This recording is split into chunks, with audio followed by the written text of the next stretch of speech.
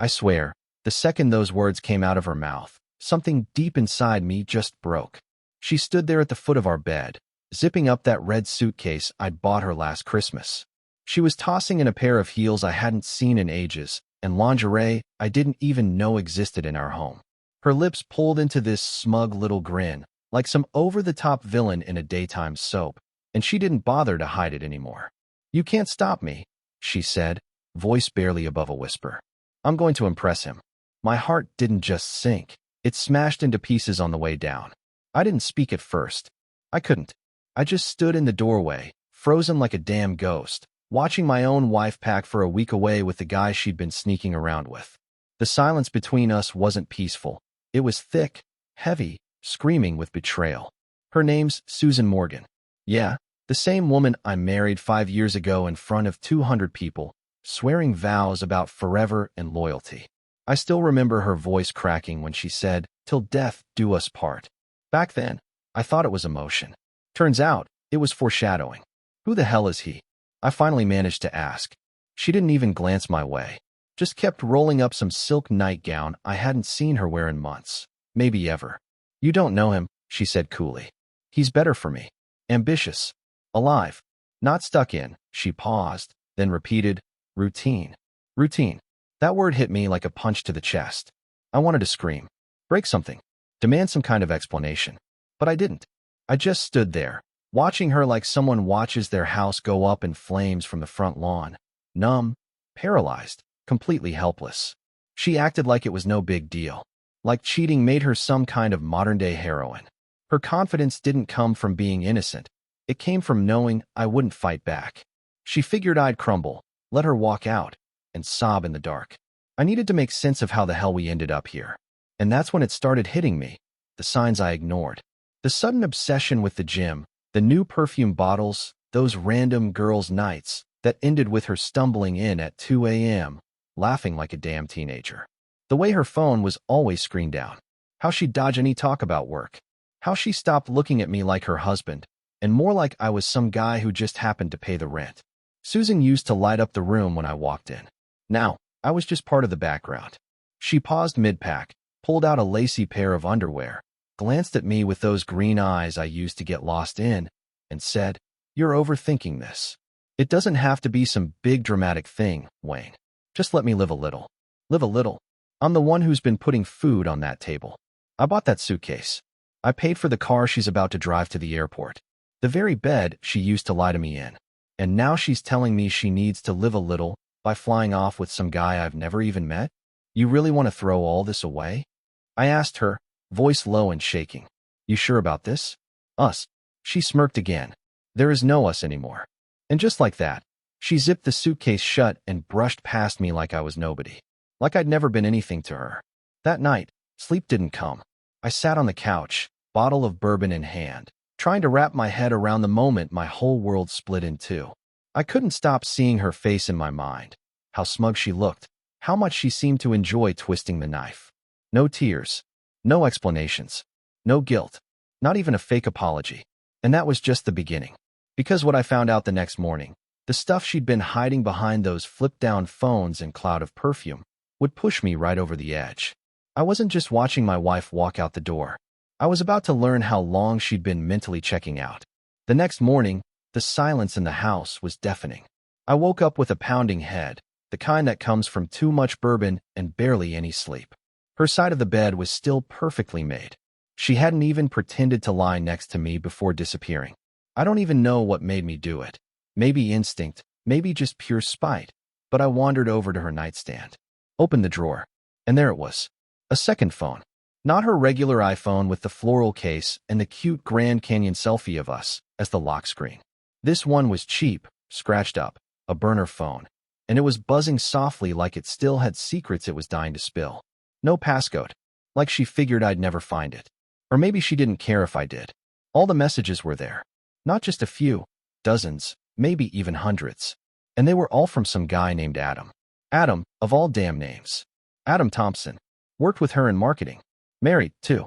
Had kids. That part somehow made it worse. I scrolled through texts that made my skin crawl. Stuff like, "Can't wait to see you in that red dress," and "He doesn't deserve you." I'll make you feel like a queen. Then it got filthier. Bring that lotion I like. I want to taste every inch of you. My throat tightened up. I could feel heat crawling under my skin like I was about to combust. I hurled the phone across the room and heard it crack against the wall. Didn't help. Nothing could have. Still, I kept scrolling, like I couldn't stop torturing myself. Like I needed to drown in it. There were pictures too, mostly of her. Mirror selfies taken in our bathroom. Even a damn video, from the guest room of all places. The same guest room her sister used to sleep in when she visited. I stared at the black TV screen and caught a glimpse of my reflection, pale, hollow-eyed, with rage pulsing through me like a second heartbeat. She'd turned our home into a playground. Treated me like I didn't exist. No, worse than that. Like I didn't matter at all. I didn't send her a long message. Just one word. Why? No reply. Around noon, I got a message from Terry, an old college buddy, the kind of guy who always picked up on more than he let on. Hey man, this is kind of weird, but I saw Susan at the airport earlier. She wasn't alone. Then he sent a photo.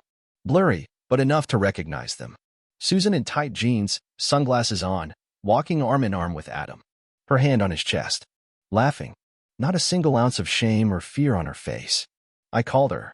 Straight to voicemail. Then came the text. I told you not to make this messy. Please don't embarrass yourself. Embarrass myself?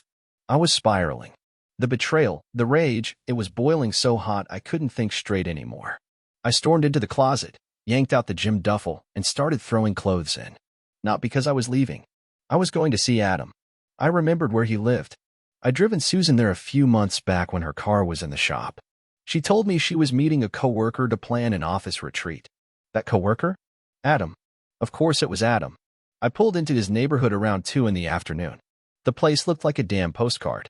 Manicured lawns, happy little families, American flags fluttering on porches like everything was all pure and wholesome. It made me sick. His wife answered the door. Her name was Ashley. She had a kind smile, but tired eyes. The kind of woman who probably bakes cupcakes for PTA meetings and waits up late for a husband who doesn't come home on time.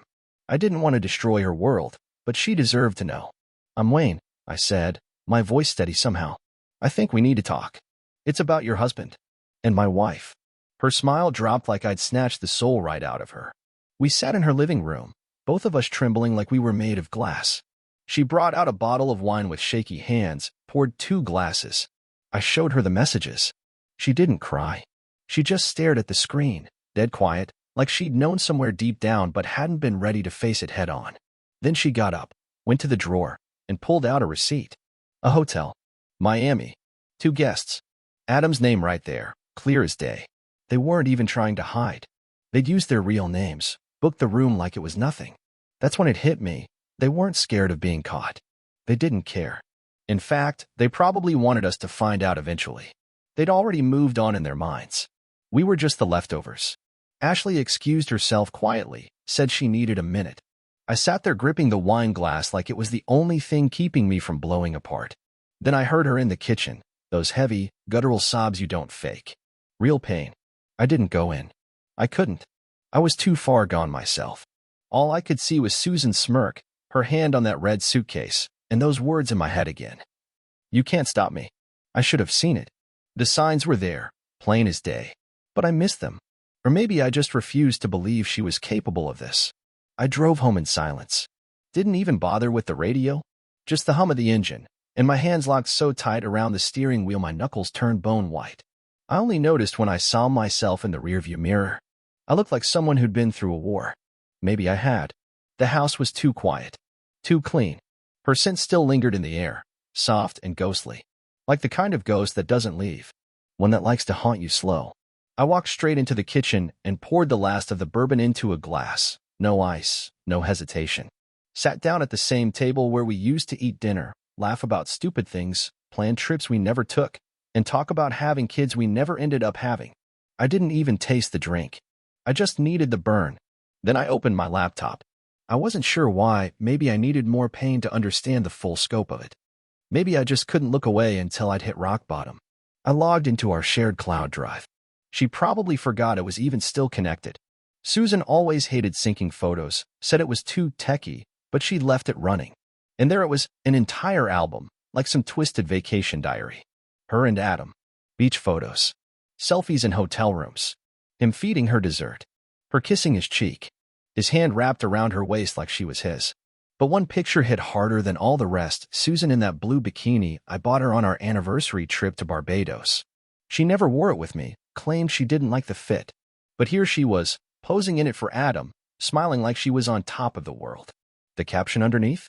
Impressing him just fine. That was it. I slammed the laptop shut so hard it cracked in the corner. Then I stood up, grabbed a plate from the cabinet, our wedding china, no less, and hurled it against the wall. It exploded into pieces, sharp little fragments everywhere. And for a split second, it felt good. Like something had finally snapped loose inside me and taken flight.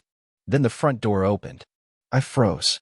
She walked in like she still owned the damn place, dragging that red suitcase behind her like it was just another day. No remorse. No shame. Just that smirk again. Flight got canceled, she said casually, kicking off her shoes like nothing had happened. Miami's got storms. I didn't move. I just stared at her, breathing hard, trying to stay grounded. She looked around, noticed the shattered plate and glass on the floor, and raised an eyebrow. What the hell happened here? You throw a tantrum or something? Sit, I said. My voice was low. Cold. She let out a little chuckle. What? This is an interrogation now? Don't be pathetic, Wayne. I picked up the burner phone from the counter and slid it across the table toward her. She looked down at it. Still calm. Still smug. Oh, she said. So you found that? That's all you've got to say? I asked. She shrugged. I told you, you can't stop me. I needed more than what you were giving me. I got tired of feeling invisible. Invisible? I barked back. You had everything. A home.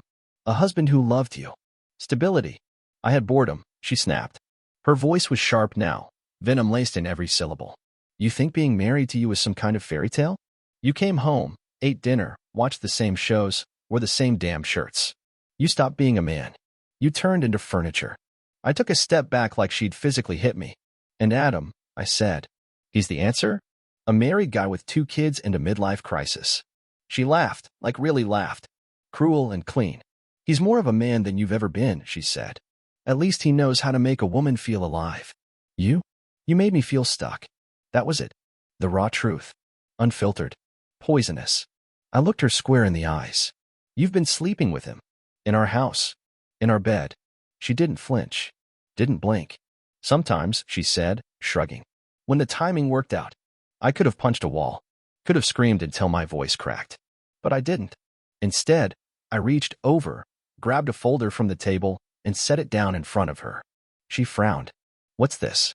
Divorce papers, I said. Filed yesterday. And before you get any bright ideas, yes, I've got proof. Yes, my lawyer has copies. And those beach photos of you too?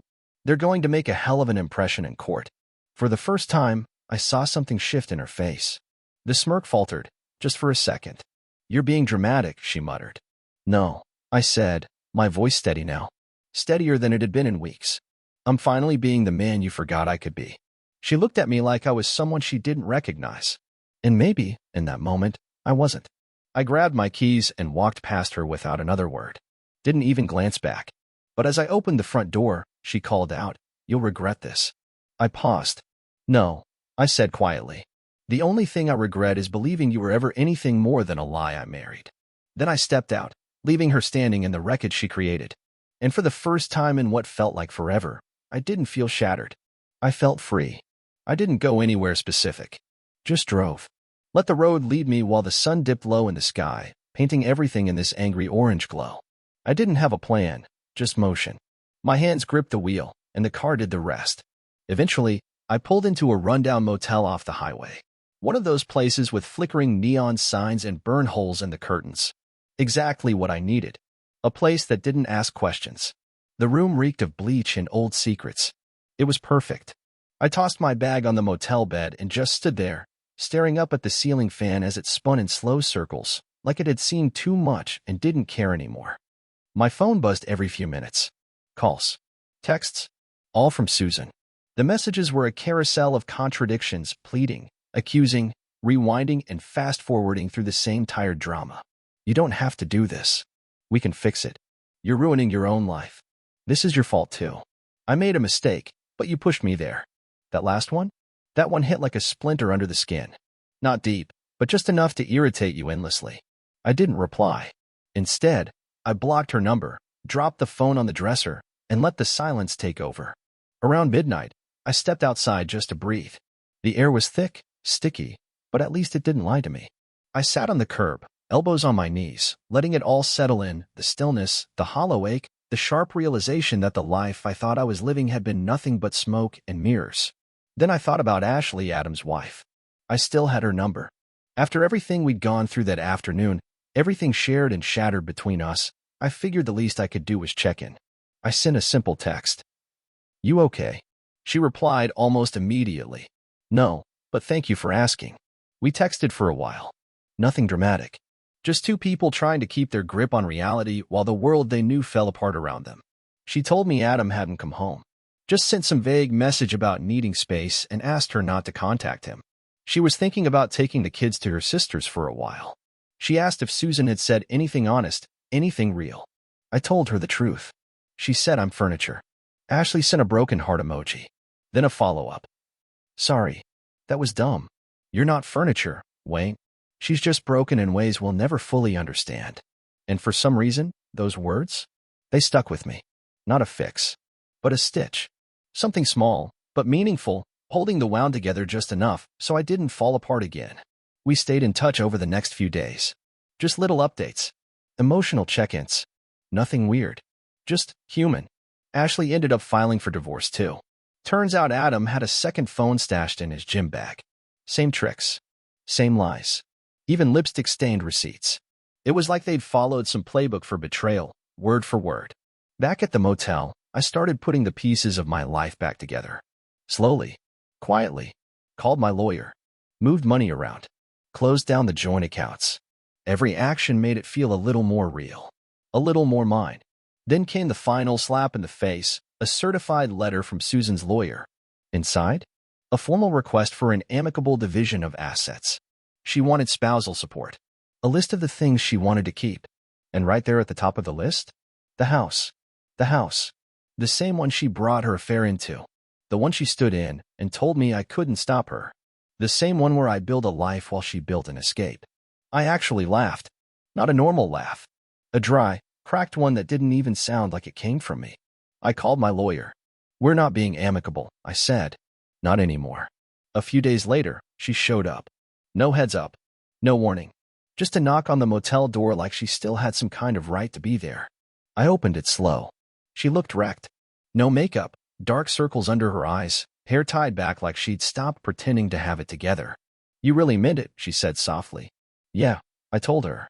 "I did." She walked right in, uninvited, and looked around the room like it offended her. "This is where you're staying now? This is where I'm getting my life back?"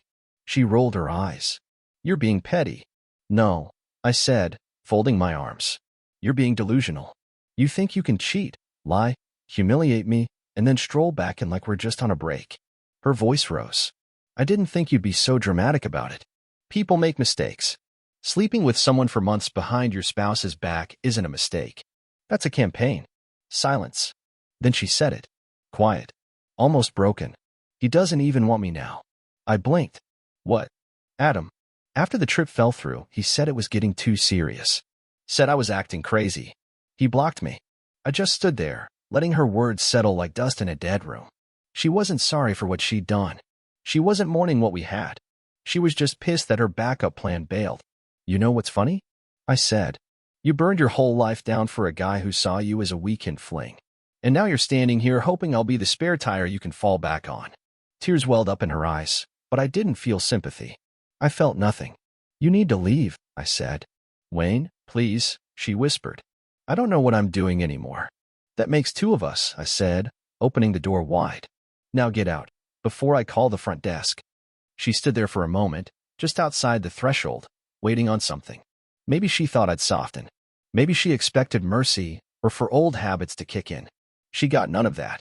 Eventually, she turned and walked out. And for the first time since this whole nightmare began, I shut the door behind her and didn't feel the need to open it again. Not a flicker of doubt. Not a sliver of ache. Just finality. The next morning, sunlight leaked in through the busted blinds, casting dusty stripes across the cheap motel bed. The silence was thick, but not like before. This time, It didn't feel like loneliness. It felt like breathing space. Like something sacred. No buzzing phone. No waiting lies hiding in messages. No trace of perfume dragging betrayal through the air. I sat up and rubbed the back of my neck. Realized I'd actually slept a full 8 hours. First time in weeks. The pressure in my chest hadn't disappeared, but it had shifted. It wasn't crushing me anymore. It was peeling away, layer by layer. That afternoon, I packed up and checked out. No more hiding. No more limbo. It was time to move forward, whatever the hell that was going to look like. I didn't go back to the house. I'd already decided it wasn't mine anymore. She poisoned it. Every room in that place was stained with a lie. I didn't even want to fight for it. Let her have it. Let those walls whisper the truth back at her when it got quiet. Instead, I found a small apartment downtown.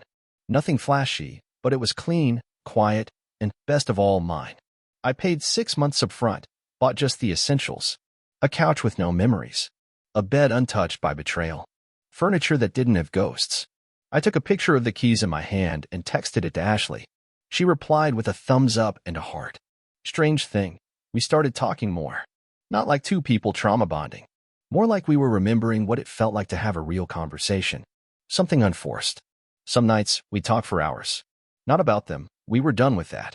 We talked about food, music, childhood stories. The quiet kind of pain that comes from being married to someone who stopped noticing you. And then, out of nowhere, she made me laugh again. That was new. That was something. But just as life was starting to feel steady, Susan pulled her last trick out of the hat. She showed up at my office. No warning. No appointment. Just waltzed in like she still belonged anywhere near me. My coworker buzzed in, kind of frazzled. There's a woman here to see you. Says it's urgent. I didn't even look up. Tell her I'm dead. 5 minutes later, she was standing in my doorway anyway. Probably smooth-talked the front desk. Or lied. Wouldn't be her first time. I looked up. She was holding a manila folder. Makeup smeared. Eyes tired. You've got 5 seconds, I said. I'm pregnant. The words hung there, dense and heavy like fog rolling into a valley. For a second, I thought I misheard her. Come again. She stepped in, shut the door behind her, and sat down like we were still married. Like she still had a place in my world. I missed my period. I took a couple tests. Went to a clinic. It's real, Wayne. I leaned back, arms crossed. My voice was like ice. Is it mine? She flinched. Don't say it like that. You slept with another man. Repeatedly. In our house. In our guest room. Don't stand there acting like you're owed the benefit of the doubt. I don't know yet, she admitted quietly. That's why I came here. So you're telling me you might be pregnant, with maybe my kid, and I'm supposed to do what? Hold your hand. I didn't know who else to talk to. Go talk to Adam. I snapped. Oh wait, never mind. He blocked you. She started crying again. But I didn't move. I didn't say a damn thing. That man, the one who'd comforted her, forgiven her, held her hand through everything, he wasn't here anymore. If it's yours, I'll need help, she whispered. If it's mine, I said flatly, you'll get what's legally required. Nothing more. And if it's not, you better hope it's not. She left quietly. No grand exit. No parting insult. Just the bitter aftertaste of regret trailing behind her like cheap perfume. I took the rest of the day off. Went to my car. Sat there with my forehead on the steering wheel for a long time, trying to remember the last time I felt safe with someone. Not just familiar, but really seen. Respected. Valued. Funny how betrayal makes you rethink your entire history. A week later, she messaged me. It's not yours. That's all she wrote. No apology. No explanation. Just 3 words, like she was checking off a task. I stared at that screen for a while. Then I deleted her number. That night, I called Ashley. Hey, I said. Want to grab dinner sometime? No pressure. Just food and some company. She didn't hesitate. Yeah, I'd like that. When I hung up, I caught myself smiling. Not because everything was fixed, but because, for the first time in a long time, I'd finally stopped bleeding. Tomorrow, I'd wake up clean. Ashley and I met at this little Italian place tucked between a used bookstore and a flower shop. The kind of spot you'd never notice unless you were specifically looking for it. And somehow, that made it perfect. She wore a soft green sweater, no makeup, hair pulled back into a lazy ponytail. No mask. No performance. Just her. And for the first time in what felt like a lifetime, I wasn't sitting across from someone trying to read them like a map of red flags. I wasn't scanning for signs of lies. I just looked at her, and she smiled like she meant it, wrapping me in a hug that lasted just long enough to matter. It's been a while, she said. Too long, I said back. We didn't talk about Susan. Or Adam. Not once. Instead, we talked about the little things. She told me how she used to play piano before the kids came along, but hadn't touched the keys in years. I told her about the time I crashed my dad's car back in high school, then tried to cover it up until the neighbor's doorbell camera gave me away. We laughed so hard the waiter checked in twice to see if everything was all right. There was no pressure between us. No pretending. Just two people sharing space and breath and healing, one story at a time. But somewhere in that calm, with the warm lights and the low music playing, something tugged at me, not about her, but about me. I hadn't really faced myself since the whole world fell apart. I'd been reacting, surviving, floating on autopilot. But who was I now? Without Susan. Without the version of me I used to be. The next morning, I ran. Didn't plan it. Didn't think it through. Just woke up, pulled on an old hoodie, and hit the pavement. I ran through unfamiliar streets, past gas stations and empty parks, through burning lungs and sore legs. I ran until my brain stopped talking, until there was nothing left but motion.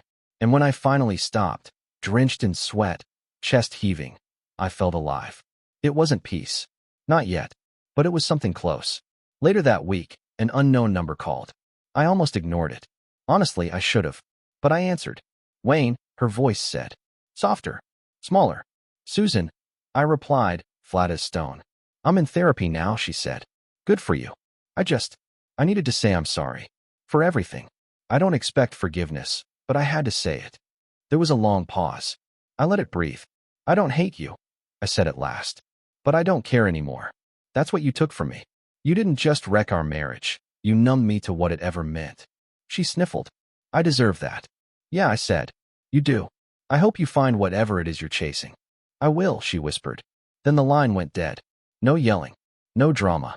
Just the overdue ending of a chapter that ran too long. Over the next few weeks, things shifted. Ashley and I started spending more time together. Dinner here and there. Long walks through quiet neighborhoods. A weekend trip to the mountains with her kids. We didn't rush it. We weren't trying to fill holes. We were just there, side by side, healing in tandem. One night, we were lying on a blanket under the stars. Her youngest was asleep in the back seat, and the world felt still. Do you ever think, she said gently, that maybe the pain had a purpose? I thought about all of it. The betrayal, the nights alone in that motel, the way my whole life crumbled right out from under me. Yeah, I said. It taught me how blind I was, and how much stronger I am than I thought. She nodded. Same. We didn't say I love you. Not yet. But it was there, in the way she reached for my hand, and how I held it like I never wanted to let go. Seasons passed. I moved out of the apartment and into a new place. Nothing extravagant, but the windows caught the morning light just right. Laughter lived there now, not silence. And betrayal, well, that was just a scar, not a wound anymore. I didn't think about Susan much. Heard she'd moved to a different city, got a new job, started over. Good for her. I didn't hate her. I just didn't care. And that was peace. If I could tell anyone walking through the fire what I've learned, it's this. You'll survive. It'll hurt. You'll bleed. You'll scream into the night. You'll lose parts of yourself you swore were permanent. But on the other side of that destruction, there's a version of you that's wiser, stronger, free. And one day, without warning, you'll laugh again. And it won't be hollow. It'll be real. Almost a year to the day, I passed our old house. Didn't mean to. Took a wrong turn heading to a client meeting, and there it was, still sitting on that corner lot. Beige paint and navy shutters, just like before. But the yard was overgrown. Weeds creeping over the sidewalk. The rosebush I used to trim every Saturday, dying. Brown at the edges. The whole place looked abandoned. Or maybe just unloved. I parked across the street and sat for a bit, engine humming, radio off. From where I was, I could see the bedroom window. The one where I used to stand brushing my teeth while Susan curled her hair. The same window she later locked when she didn't want me to know what was happening inside. But I didn't feel angry. Just distant. Detached. Like I was watching someone else's story. Eventually, I drove off. That night, I told Ashley where I'd been. She didn't say much. Just listened, nodding, her eyes soft. Then she reached across the table and gave my hand a gentle squeeze. I'm glad that house isn't yours anymore, she said. Yeah, I replied. Me too. Later that night, after her kids were tucked into bed, we sat on the couch wrapped in a blanket. The silence between us wasn't heavy like it used to be. It was full, peaceful, like a space we both belonged in. Do you think you'll ever get married again? She asked, kind of out of nowhere. I thought about it, not because I didn't know the answer, but because I wanted to say it right. If the right woman's already sitting beside me, I said slowly, then yeah, someday. She smiled and leaned her head on my shoulder. Good answer. I kissed the top of her head. Some scars don't vanish. They just fade. They become part of your skin, not your story. A few months later, I got an invitation in the mail. Wedding. One of Susan's old friends. Still followed me on social media, for some reason I'll never understand. Inside was a photo of Susan, in the background of the engagement party, standing beside a guy I didn't recognize, half smiling like she was trying to convince herself. Her eyes looked tired. Her smile didn't reach. I tossed the invite in the trash. Not out of bitterness. It just didn't matter anymore. Because this mattered. I'd survived her betrayal, rebuilt from it, and not just moved on, I'd leveled up. There was a moment not long after that stuck with me. Ashley's youngest daughter called me Dad. It was an accident. We were in the cereal aisle at the grocery store. She asked if we could get the one with marshmallows. And she said it quietly, instinctively. Dad, can we get this one? Her cheeks went red the second it slipped out, and she looked up, waiting for me to correct her. But I didn't. I just smiled and said, yeah, let's get that one. And that's when I knew. This life, the one I thought had ended the day Susan zipped up that red suitcase, was only just beginning. Not because I forgot the pain, but because I used it. I let it shape me, rebuild me, remind me of who I was always meant to be. So if you're reading this and you're in the middle of your own collapse, here's what I'll tell you. You're not going to be okay overnight. You'll break. You'll question everything. You'll wake up some mornings with no idea who you are anymore. But one day, without warning, the weight will lift. You'll look in the mirror and recognize someone again. Maybe not the same man, but a better one. And you'll finally understand. She didn't break you. She revealed you. The last real tether I had to the past snapped on a random Thursday. I was cleaning out a storage box I'd shoved deep into the back of my closet, full of the old life. Receipts from vacations. Love notes Susan wrote in the early days. Ticket stubs. Photos. So many photos. One in particular stopped me, us, standing in front of a waterfall. Her arms around me like I was her whole world. What a performance. But I didn't cry. I didn't even feel nostalgic. I felt clarity. I tossed the entire box in the trash. Not out of hate. Not out of anger. But because I finally saw it for what it was. Those memories weren't mine. They were stories I'd been sold. Stories I believed. The real story, the one I lived through, was something else entirely. Susan didn't destroy me. She uncovered me.